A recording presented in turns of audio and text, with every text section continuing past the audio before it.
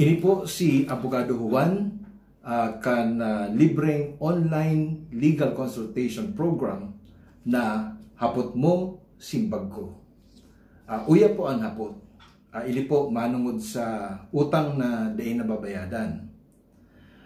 Maray na daw po attorney, ini po ang hapot ko. Igo po kayang may utang sako na kwarta, haloy na po na dai nakabayad, sige lang promesa.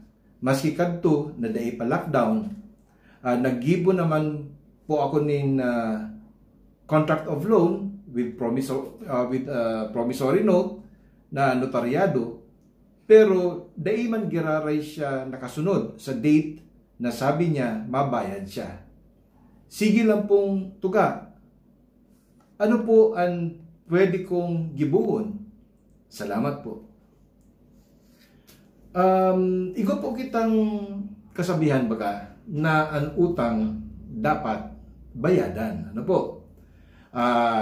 Aram-taman baga na pag nag-utang kita, nangaipuan kita, napapakinabangan ta. Kaya igo po kitang katampad na obligasyon na bayadan yan. Napakinabangan ta. Por respeto, duman po sa urulay nindo kang pikutangan mo. Kaya dapat bayadan yan kung ano man ang naging terms and conditions kayan. So when it falls due, it is your duty, it is your obligation to pay such debt. Ano po? Araw po nito ang simpleng utang, bako man po yan kriminal. It is a pure civil liability. Tanda ta po na sa Section 20 kan Article 3 Bill of Rights kan Constitution, 1987 Constitution, nagsasabi po na no person shall be imprisoned for debt. But sabihon, di pwedeng prisuhon ang sisayman na di nakakabayad kan sa iyang utang.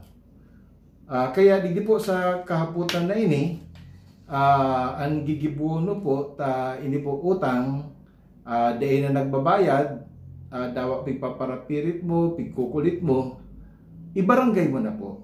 Na kung sain, pwede po kamo mag-aigwan ng amicable settlement o compromise agreement kung kamo po pareho kamo naka-star sa sarong munisipyo o kaya sa sarong syudad. O kaya kung ang may utang po naka-star sa ibang lugar, pag magtugot po na isumiter ang sayang sadiri sa urulay sa barangay na kung saan siya nag-iero. Ano po? Kung magkaigong amicable settlement o compromise agreement, di maray. Tapos na po ang kaso, kaya po na lang na utubon. Kaya ito pong may utang ang sa iyang pigpirmahan na compromise agreement sa atubangan kan barangay, sa lupong tagapamayapa. Ngunyan, kung di po nagkakauro yun sa barangay, ma-issue po nin certification to file action ang barangay na iwan po ang requirement para po maka-file ning kaso sa korte. Ngunyan, kung ang kautangan po, principal, is not more than 200,000 pesos, ifa-file po yan sa MTC, Municipal Trial Court or Municipal Circuit Trial Court as the case may be, acting as a small claims court. Ano po? So 200,000 ang ceiling, exclusive of interest and costs. Ito pong cost of suit. Ini po pursuant to the rules of procedure for small claims cases na pig-aprobaran po kang Supreme Court kan 2014. Dati 100,000 ang ceiling, as in kan 2016 naging 200,000. So iyo po yan ang pwedeng gibuhon.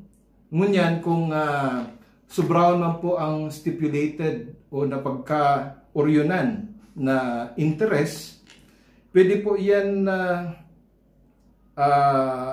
i-apresyar kang korte as unconscionable or iniquitous. Tayo pong pigsasabi ang Article 1409 kan New Civil Code na contracts shall be void if they are contrary to law, morals, good customs, or public policy. So, sabi po sa mga desisyon ng Korte Suprema, pag sobra-sobra na po ang interest, unconscionable na yan. As in, iyan po, bababaan kan Korte. Ini po si Abogado Juan, pag tama, tama, pag sala, sala.